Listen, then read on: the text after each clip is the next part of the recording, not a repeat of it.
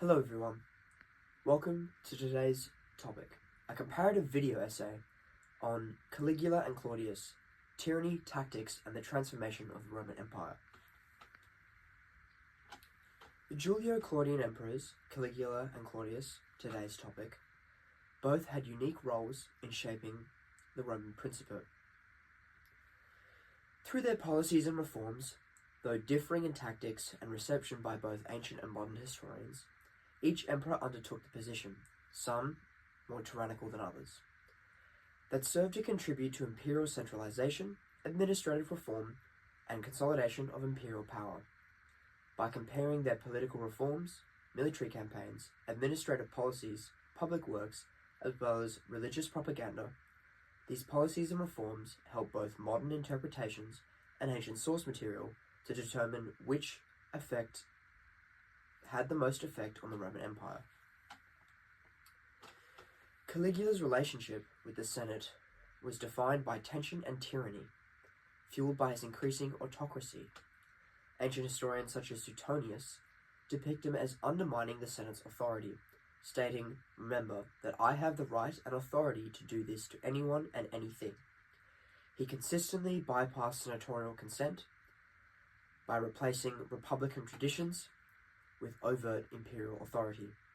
This is demonstrated by the promotion of his horse, Incitatus, to the consulship as senatorial senior rank, widely perceived as mocking the ancient institution according to Barrett, although some modern historians argued that this was perhaps an exaggeration or a form of theatrics. However, the message to the Senate was clear: imperial authority supersedes traditional checks and balances. While Claudius tried to repair the deteriorating relationship between the Senate and the emperor, he introduced reforms which restored senatorial collaboration, most notably Tacitus, who stated the opening of the Senate to the provincial elites from Gaul was outstanding. The reform was significant in the fact that it expanded the Roman identity and citizenship, whilst also contributing to the unity of the empire. Claudius gave the Senate more judicial power and consulted the Senate on provincial matters. Nevertheless, Levick states, senatorial appearances helped Claudius to retain ultimate administrative authority, maintaining the emperor's superiority while softening autocratic images left behind by Caligula, his nephew. So while both emperors centralized power, Claudius did so strategically, politically, and more inclusively overall.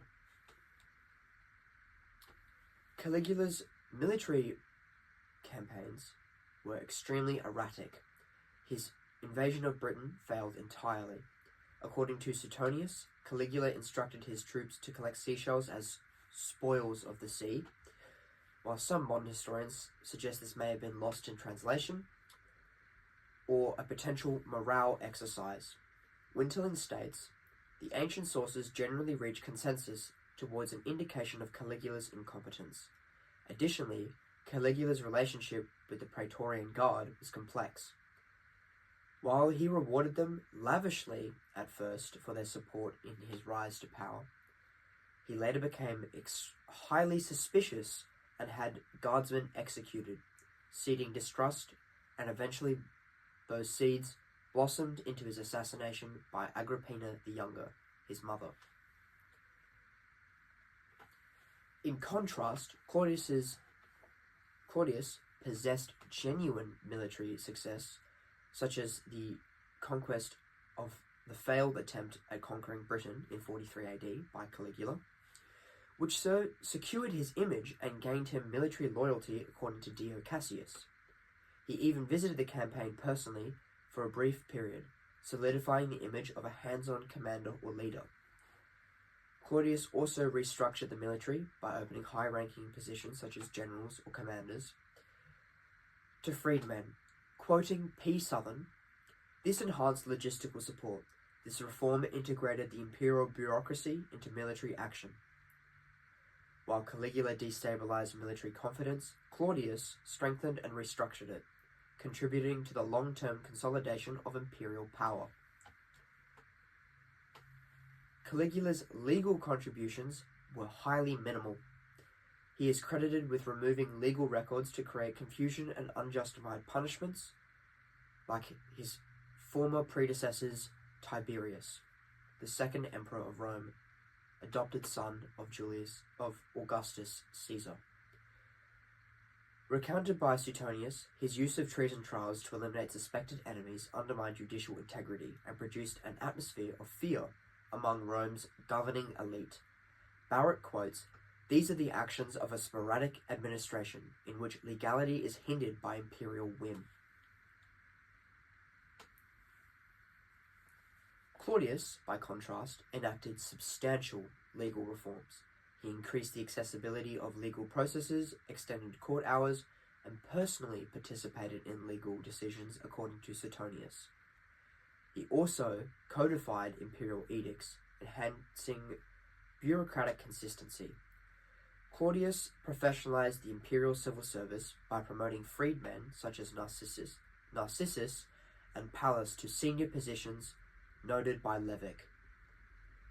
While criticized by senators of the time, this reliance on skilled freedmen created a more efficient administrative machine.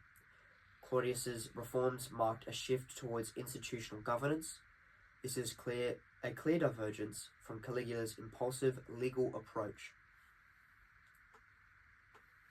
Caligula also embarked on ambitious construction projects, including the completion of his predecessor's works and new structures such as the bridge of boats across the Bay of Bayonne, according to Suetonius. However, most projects were self-indulgent, such as the temple of the deified Augustus, the first Roman emperor, adopted son and nephew of Julius Caesar, as well as his extravagant spending emptied the treasury of Rome, according to Dio Cassius. These actions also alienated the citizens and contributed to the socio-economic decline and instability of Rome. On the other hand, Claudius's public construction was utilitarian and intended to meet the infrastructural needs of Rome and its people. He constructed the Aqua Claudia and Anio Novus aqueducts to supply Rome's water, as well as expanding Ostia's port for large-scale grain import and exports, according to Suetonius. This reformative agenda addressed the urban and economic needs rather than narcissistic expenditure. Claudius's engineering projects improved public welfare and urban efficiency, according to Schotter, aligning his image with practical governance rather than spectacles. Caligula's religious policies and reforms blurred the line between piety and blasphemy. He deified himself during his lifetime, appearing in temples dressed as gods and demanding worship, according to Philo, at the embassy to Gaius. His decision to build a statue of himself in the temple at Jerusalem illustrates his insensitivity to local cultures, which almost provoked rebellion, according to Joseph in Antiquities. Although this furthered his divine image, it actually caused a much greater harm to his legitimacy in key populations and institutions. Claudius honored and took a more conservative and traditional religious position. He restored old priesthoods, honored traditional cults, and refrained from divine self-promotion, living or dead. Tacitus was quoted saying this as well. His religious policies enhanced by his legitimacy through his royal bloodline rather than living divinity. Claudius also used ideological messaging in public inscriptions and coins, which reinforced his legitimacy without provoking social outrage.